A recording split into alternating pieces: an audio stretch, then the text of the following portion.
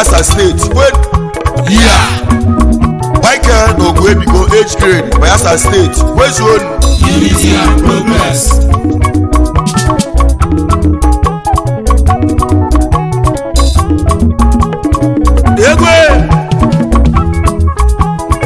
Aka Unyami Ezegu one of Anam Unyami music empire. Where you go music one by Onyegbambo Osolu. I know Onyegbambo Osolu na Onyegbambo lie venu Onyegbambo lie Onyegbambo Osolu waganiru Onyegbambo lie Onyegbambo lie venu Onyegbambo lie Onyegbambo Osolu waganiru ni Onyegbambo lie umunnem no muname Ainos no Onyegbambo lie Onyegbambo lie fe Onyegbambo lie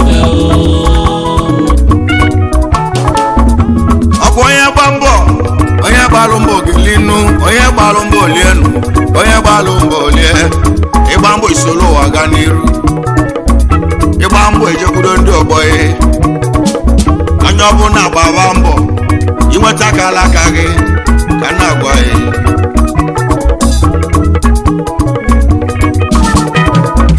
Onyegbambo lie ivenu Onyegbambo lie Onyegbambo lie ivenu Onyegbambo lie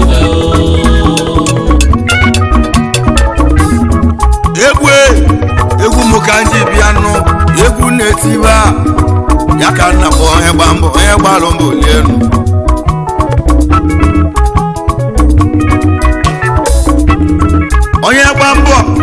Onyegbambo nwannem onye abụ n'oge linu onye chedo ti ọnụlụ ibe nji igwe nwa bụ okwu Onyegbambo lie ime nnụnụ a na-asụ si a na-asụ bifo anụbọọlụ n'obi ka na-agwa mkpụrụ onye kụrụ ka ọ ga-aghọlụ onye kọlụ ji ogbulu ji ya onye kọlụ ede ogbulede onye kụrụ ọka wọlụ ọka ya ka ji kwonu acha so na agba mbọ Onyegbambo lie ibe melụ ka eji egwu ya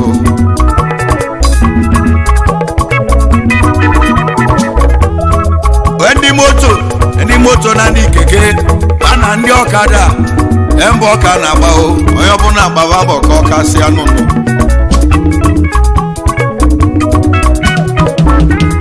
ị na-alụ olu ugbo onu biko gbaba mbọ ọfụma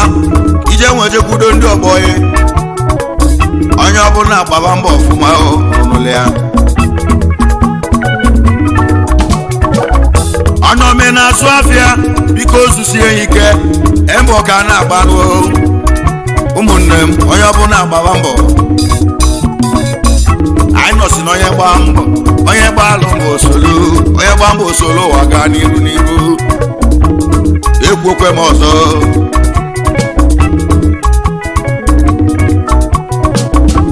dezie na-ekwuru n'okwu mmadụ gba mbọ Onyegbambo lienu ya ka nna kọlụ dezie na-ekwuru n'okwu na onye na-agba mbọ nwanne m onye ahụ ka a na-ele aka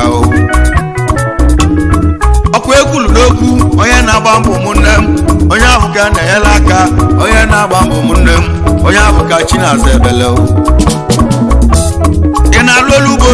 biko jisie ike ihe na-eme n'ụwa ya malụ ya acha so na agba mbọ anyị nọsị na Onyegbambo lie Onyegbambo lie efe Kpaike na Oguebigo ndị ọ ga-adịle mma Chukwu gozie unu Kpaike na Oguebigo age grade Bayelsa State moto unity progress ndị ọ ga-adịle mma anyị nọ na Onyegbambo lie Onyegbambo lie efe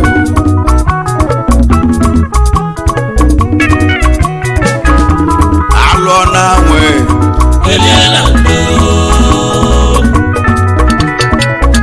nkwenye gbalụ n'ọkọchị olu onu dị mmele nkwa ahụ ka ọ ga ya nkwenye gbalụ n'ọkọchị olu onu dị mmele nkwa ahụ ka ọ ga ya acha so na agbammbọ onye ọbụla agbawa mbọ ka anyị gaa n'iru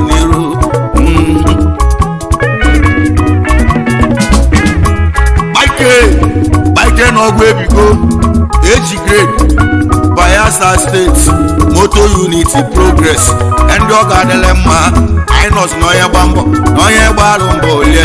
onye gba mbọ osoro ụwa gaa n'iru ya ka nje bịanụ onye ọbụla chedo m otu n'olu unu n'ụlọ nnụnụ anyị nọzi na onye gba mbọ onye gbalụ mbọ olie ka nna agwa unu egwu dị nwanne na-asị na ịgba mbọ ojekwudo ndị ọgbọ ya onye ọbụla na kiri Chief MPN Obeche Igwe Bayelsa Odogwu onye ọ ga-adịle mma fọnda chairman onye gba mbọ usoro walie ife nụ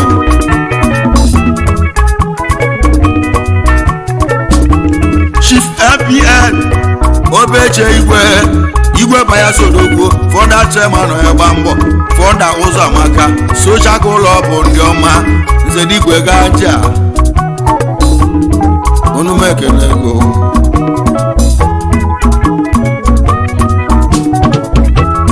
ganja bili onye ọ ga-adịle mma ezi papa mbọ chugozi ego ya bụ papa mbọ nwa onye ọ na-ama etiti unu mapụta ọzọ egwu abụ onye gba mbọ onye gbalụ mbọ liju afọ ka nna agwa onye gba mbọ niile Chief MPN Obeche Igwe Bayelsa Odogwu fọnda chairman onye gba mbọ chugozi ego fọnda chairman ya bụ onye gba mbọ onye gbalụ mbọ solo fọnda ụzọ amaka socha kụlọ bụ ndị ọma nzedigwe gaja onye ọ ga-adịle mma ezi papa mbọ nwa onye ọrịa ama etiti unu mekene gị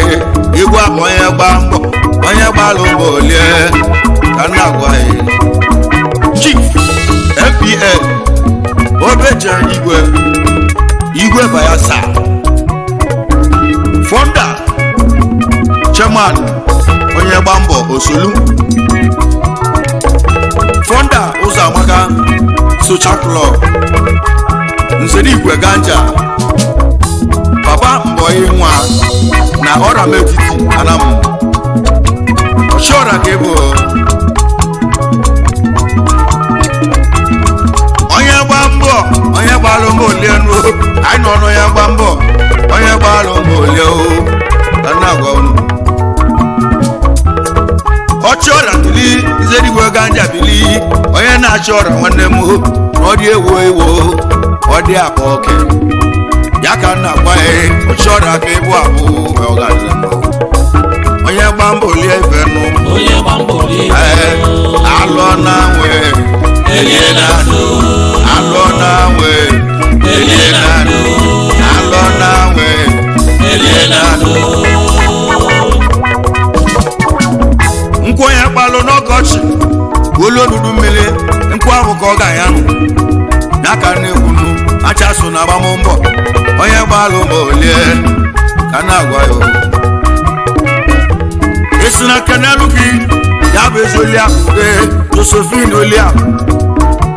ganja ya bụ socha madam bili chukwu gozie ego isi ogele bụ nọ Josephine oliakụ ganja socha madam asị na ezi ogele bụ nọ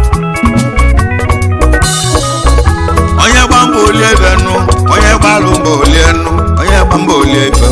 onye gba mbọ niile ka ndị ezute nụ chifu onye malechi obi ọrụ Odogwu nwalukwu ike ọmambala chifu onye malechi obi ọrụ Odogwu nwalukwu akụbili vasema na onye gba mbọ chugozi ego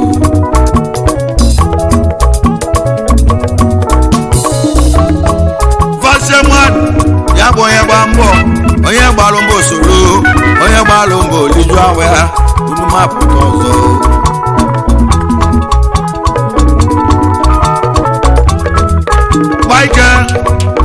Oguebigo unu meke nunu cha ndị egwu mụ na-amasị unu nwe m nwele egwu nwa unu nwe m nwele egwu ma Kpaike na Oguebigo unu bụ ndị oke olili ndị ọ ga-adịle mma o Chukwu gozie unu cha ndị egwu mụ na-amasị Kpaike na Oguebigo Onyegbambo olie ife nụ amechie Chukwu gozie gị Vaseman Onyegbambo alụ unu mekene gị Chief Amechi Obiora Walukwa Vaseman Onyegbambo Osulu Amechi Agbakolo Igbo ọgụ 1 na mmụọ bụ agwụ ọchọrọ ka ịbụ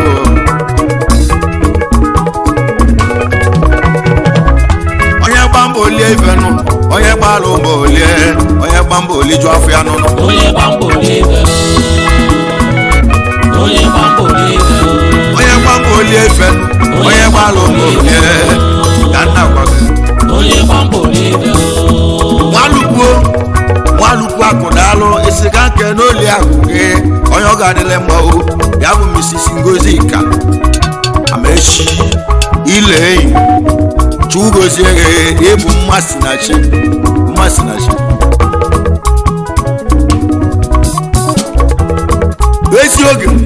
ezi oge lebe ụnọ Ngozika anyị mara mee Chukwu gozie gị ya bụ nwunye Amechi ile enyi ịbụ mmasị na chi bịa alụ Chukwu gozie ego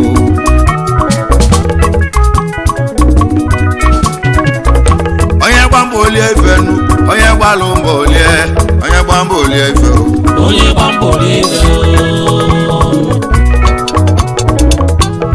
ayo mama o egwu aka ndị bịa nụ egwu m ụka nneti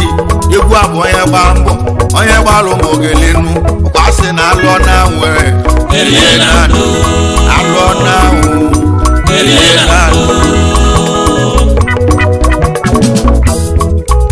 ahụ anyị ekene Treasurer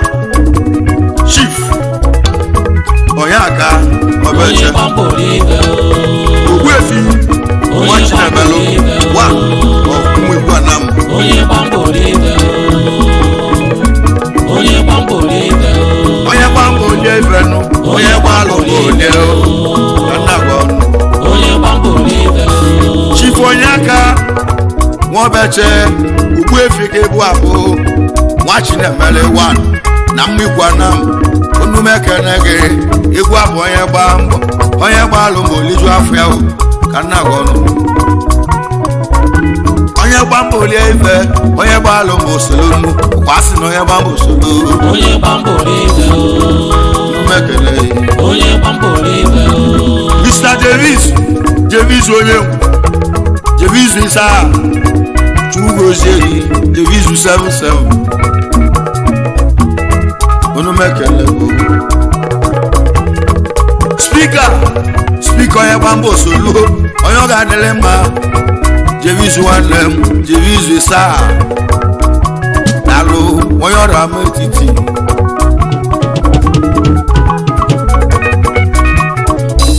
Onyegbambo olie ife nụ Onyegbalo mba olie nụ ka nje ekene nwanne m Jevis onye m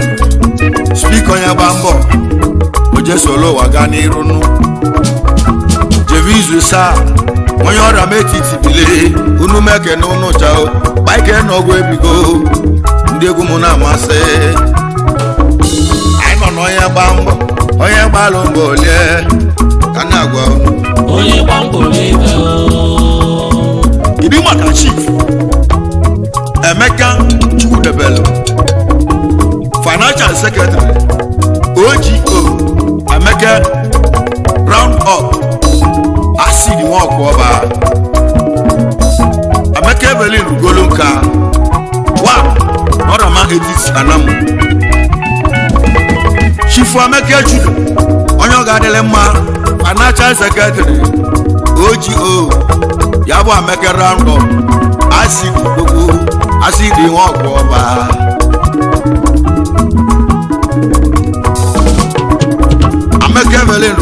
nka nwanne kolo nka o onye ọra metiti bili nwoja agụ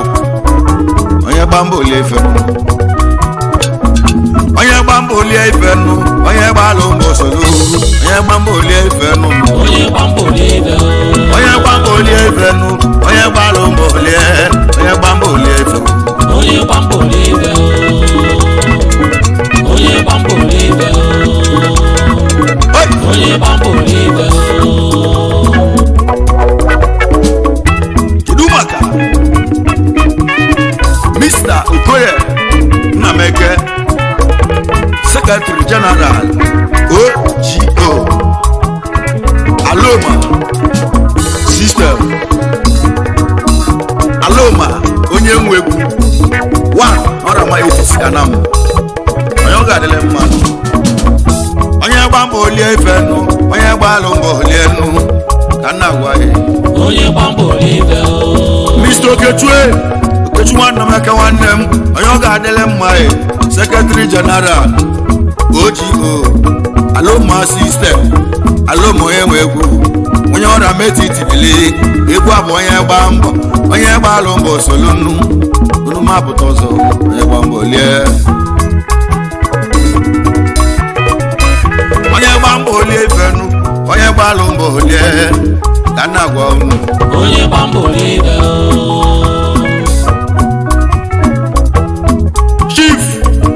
Chief onye aka onye ọ ga-adịle mma o nweze kai mkpume ka ị na-aza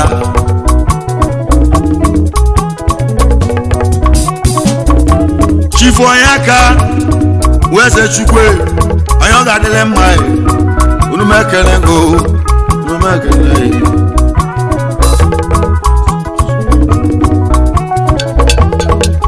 Ogbuefi ụmụnna jikọ aka ọnụ Chukwu gozie gị ụmụnna jikọ aka ọnụ wee ma na aga m n'iru ga-adị Udoka onye mba osi izizi Chukwu gozie gị Udoka onye mba osi izizi na mmụ ikwa na m ebe ahụ ka isi eje n'ughe Chukwu gozie gị Chief onye aka Eze Chuka Mkpume Ogbuefi ụmụnna jikọ aka ọnụ aga m n'iru adị Udoka onye mbọsi izizi 1 na mmụ igwe na m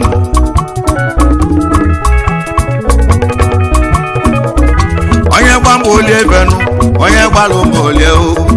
ka na-agwa unu onye gbamba olie ife nkwa onye gbalụ n'ọkọchị olu onudu mele nkwa ahụ ka ọ ga-anya nụ ya ka nna gwa m onye ọbụla chedokwe ntị ọfụma alụọ na nwe elie na ndo alụọ na nwe elie na ndo ndị ọrụ ugbo fa na-agba mbọ onye na-azụ afịa na-agba mbọ ndị ọkada na ndị keke a na-agba mbọ onye abịa onye nwe egwu eze egwu mbọ ka nna agbaghị anya nwe ebudo ndị ọgbọ m onye ọbụla agbaba mbọ ọkwa sị na onye gba mbọ o jee soro ụwa lie onye gba mbọ soro ụwa gaa n'iru onye gba mbọ lie ife kedu maka Mr. nwa bụ nwanne Edesunọ Otibe Speaker OGO nwa bụ nwanne Otibe mbem 1 amụdọla anam Mr. nwa bụ nwanne nwa bụ Edesunọ Otibe ka ị na-aza o Speaker OGO nwa bụ nwanne ibu Otibe onye ụmụdọla nwanne m a Chukwu gozie gị egwu abụ onye gba mbọ onye gbalụ mbọ olie ịgba mbọ isolo ụwa gaa n'iru daalụ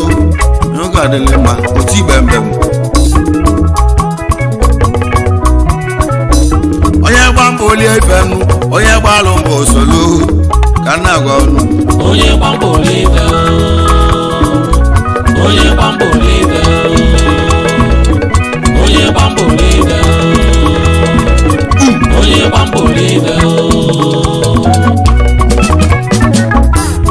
Chifu Sedigwe we dosuno dogo Sedigwe dosuno yebu mbulu ni mo ra metiti odogo oya nana Onyegbambo lie ifenu Onyegbambo lie no ndi egwu ne bulu Onyegbambo lie Kpaike no Oguebigo H grade Bayelsa State Motor Unity Progress Edoga adele ma o unu meke n'unu cha unu bụ ndị Onyegbambo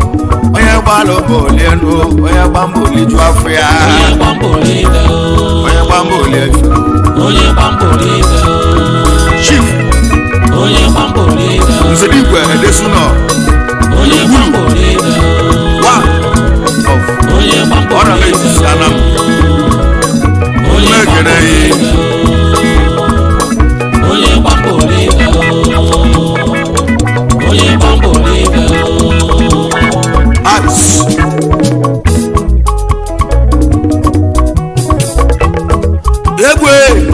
egwu mụ ka nji bịanụ ọ bụ mụ na onye na-echi mụ na onye na-aza egwu a ọkwa onye gba mbọ onye gbalụ mbọ olie nne onye gbalụ mbọ olie ya ka nnekwu ekwuru okwu wee sị ụmụnne m ka ọ bụzikwa na alụ ọ na-anwụ eje anọdụ na dolienu ka nna gwa unu Chief George Sedigwe Okoye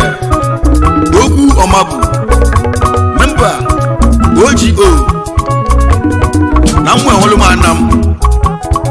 unu mekene ihe Chief George Odogwu George Sedigwe Okoye ogwu ọmabụ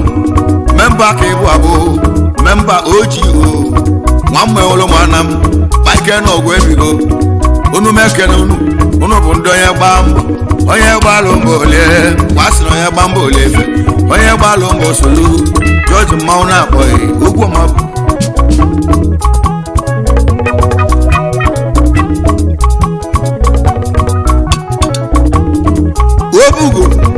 obugo ọnụọra anaghị m ododogo memba OGO na mmịata na mụ ebe ahụ ka isi eje n'ugbo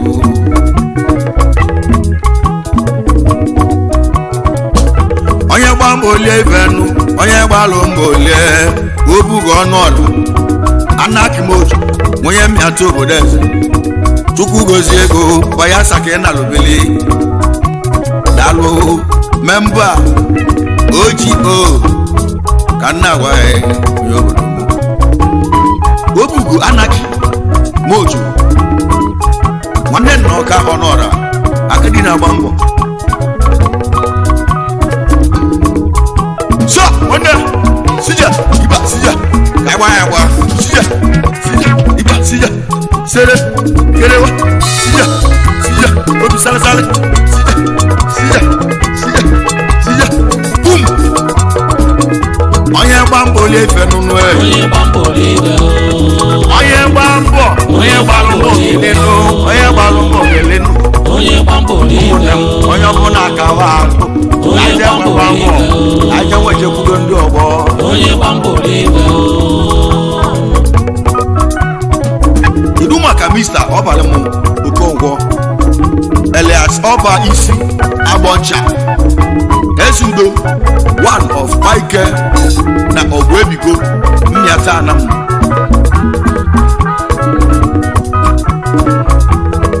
Mr. onye nna Ọbalị m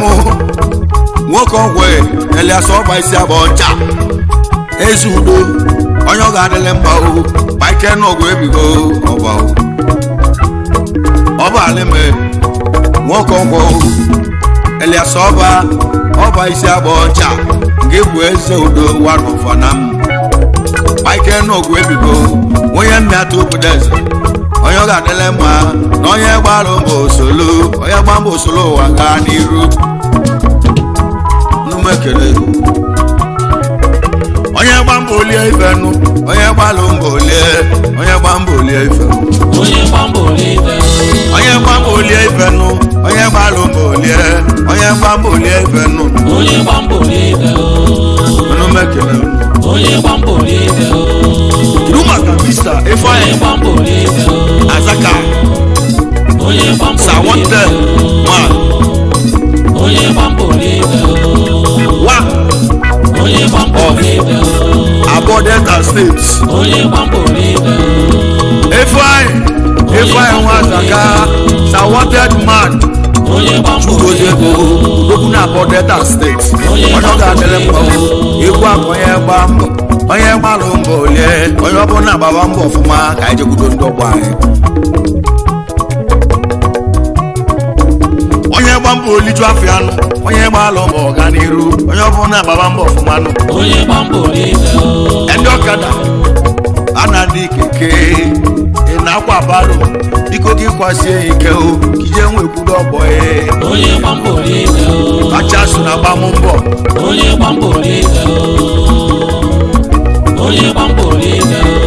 ị na-alụ olugbo biko olusie ike ị na-asụ afịa biko ozusie ike ka ọ bụ na ị na-emela olisa biko yi mesie ike acha so na gbam mbọ onye gbalụ mbọ lie Kpaike na Oguebigo ndị ụka dịle mma unu bụ ndị oke olili ndị nna etile egwu ibe mụ na-amasị unu ncha otu ahụ ka o si amasị m ka na-agwa unu meke n'unu ncha unu nwe m nwele egwu ma Kpaike na Oguebigo ya bụ nke ndị a na-amụ onye gbalụ mbọ lie onye gba mbọ lie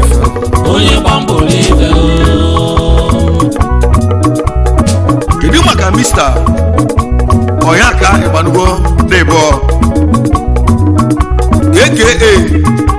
Onyaka study one na mu ikwu anam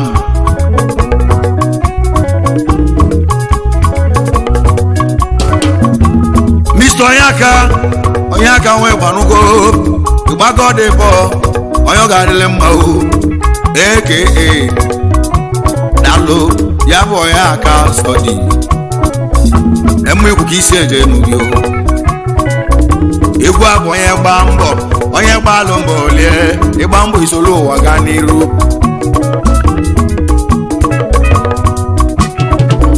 onye gba mbọ lie ifenu onye gbalụ mbọ lie egwu abụ onye gba mbọ onye gbalụ mbọ lie onye gba mbọ lie ifenu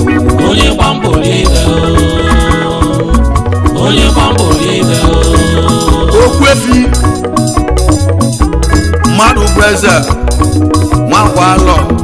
meze bọmba bili memba ka ịbụ abụ OGO n'ọrịa metiti anam onye ọ ga-adịle mma o egwu abụ maka ndị onye gba mbọ ndị gbara akụ na ikolobịa ndị gbara mbọ ọfụma onye ọbụla gbakwa mbọ ọfụma ka o chekwudo ndị ọgbọ ya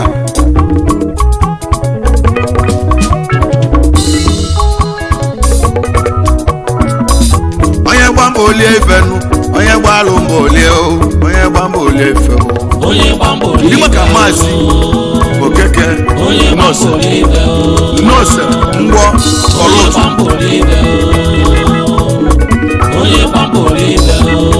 nọọsụ ngwọ ọlụtụ ọlaire ese dibia ọpụrụ ọgwọ wa ọ na m etiti ala onye ọ ga-adịrị mmadụ mmeze onye ọ ga-adịrị mma onye ọma maazị Chukwugozie ego mgbe ọkọlọ tụkọlarịrị ese dibia ọpụrụ ọgwọ dalụ egwu abụ onye gba mbọ onye gbalụ mbọ olie n'enu maazị ya bụ Okeke nọọsụ mgbe ọkọlọ tụkọlarịrị wee se dibia ọpụrụ ọgwọ dị na dalụ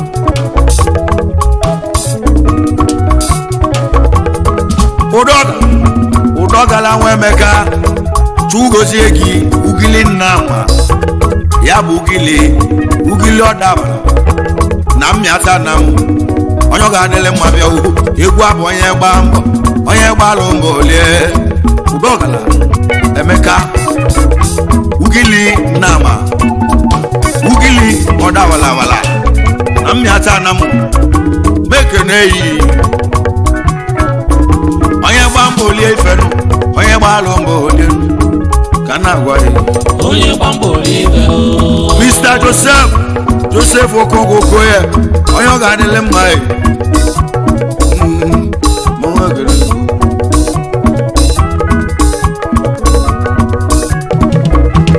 onye ọma Joseph Okoye chugozie gị daalụ umeyi katọ ọba dike odogwu na ikenga 1 of 50 if you talk one onye ọ ga-adịle mma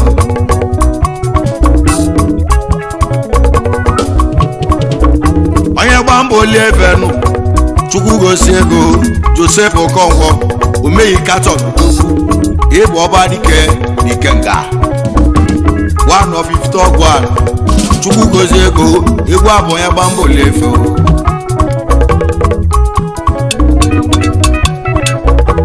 Mr. Obugo Okonkwo ka ị na-ata Okonkwo chukwu gozie gị Obugo nwanne m Obugo akpali nwa m enwelu ma nna m onye gba mbọ oliju ahụ ya nụ alụ Obugo akpali nwa m enwelu mụ onye gba mbọ olie efe ịdị maka maazị Igbo ọba Ọkafọ awoleba otigbo ike nwa adedu usomma doka na mmịata anam onye ọma masị na-egwu ọba nwoke afọ awoleba otigbo ite nwanne m nwa adedu usomma onye ọ ga-adịle mmadụ alụ egwu abụ onye gba mbọ onye gba alụ mbọ olie onye gba mbọ olie ife onye gba mbọ olie ife onye gba mbọ olie ife nụ onye gba mbọ olie ife Mr. Jidofo nwanna chọ nwanne m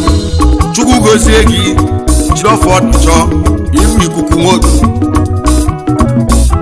mmanwụ na-atụ ụza ọlụmọlụ nwoke unu m ekene gị onye gba mbọ olie Mr. Jidofo na-achọ ikuku nwoke mmanwụ na-atụ nza ọlụmọlụ nwoke na ụmụọba agụ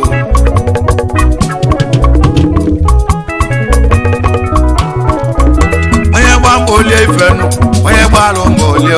onye gba mbọ olie ife onye gba mbọ olie ife onye gba mbọ olie ife nụ onye gba mbọ olie ife onye gba mbọ olie ife onye gba mbọ olie ife onye gba mbọ olie ife nụ onye gba mbọ olie ife Mr. Joseph onye gba mbọ olie ife chukwu gozie gị onye ọ ga-adịle mma Joseph ọnụọra ọkụjo Baba Igbo PRO onye gba mbọ osolu mwenwelu mana m onye gba mbọ olie efenu onye gba alụ mbọ olienu onye gba mbọ olie efenu onye gba mbọ olie ife aye mama o egwu aka njebianụ ya ka na-etilunu egwu abụ maka onye gba mbọ onye gba alụ mbọ olienu onye ọbụla agbaba mbọ ka ọ kasị ya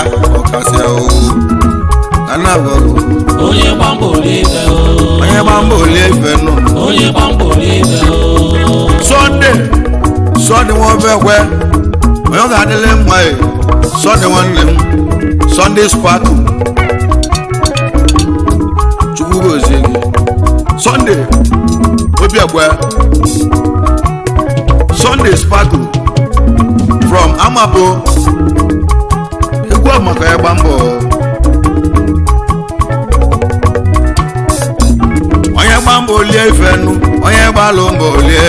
onye gba mbọ olie ife onye gba mbọ olie ife ụtị nwanne m n'enu ụtị asaka chukwu gozie gị ụtị asaka awala chukwu gozie gị ụtị asaka awala asaka onye nwe egwu from Abodeta State onye gba mbọ olie ife nụ onye gbalụ mbọ lie n'enu ụtị azaka awala awala alụ egwu azaka enwe egwu na bụ Delta steeti egwu abụ onye gba mbọ onye gbalụ mbọ lie onye gba mbọ lie ifo Mr. Enalon nwile bulemu Enalwe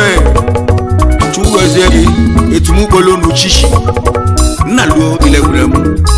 Nnalo etum na Anam Peacemaker one of Onyegbambo Osolu from Mwiku Anam etum ikpolo n'uchichi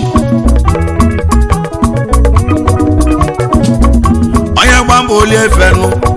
Mr. Enalo elegbulemu onye ọma nalo nwanne m gịbụ etumukpolu n'uchichi nwamma igwe na onye ọ ga-adịle mma chukwugozie gị Peacemaker ya bụ kendo onye gba mbọ onye gbalụ mbọ solo onye gba mbọ lie ife onye gba mbọ solo ụwa ga n'iru arụbinago kedu maka Mr. Ifeanyi Ukoye IBC Obi nwanne ekwe na m nwewere m Anam Ifeanyi nna Ifeanyi Okoye IBC Igbo Obi nwanne ya eje ekwe na m nwewere m Anam onye gbalụ mbọ lie onye gba mbọ lie ife onye gba mbọ lie ife onye gba mbọ lie ife onye gbalụ mbọ lie onye gba mbọ lie ife onye gba mbọ lie ife Kpaike na Oguebigo ndị ọ ga-adịle mma ụrụ ndị onye gba mbọ onye gbalụ mbọ Osolu Kpaike na Oguebigo ụrụ ndị okolili ndị Bayelsa steeti Moto Unity Progress ndị ọ ga-adịle mma Chukwugozie ojiji unu ga-abụ ewele na ụmụ ga-abụ ewele ọ ga-adịle unu na mma Kpaike na Oguebigo ụrụ bụ ndị okolili onye gba mbọ lie onye gba mbọ lie nụ onye gbalụ mbọ lie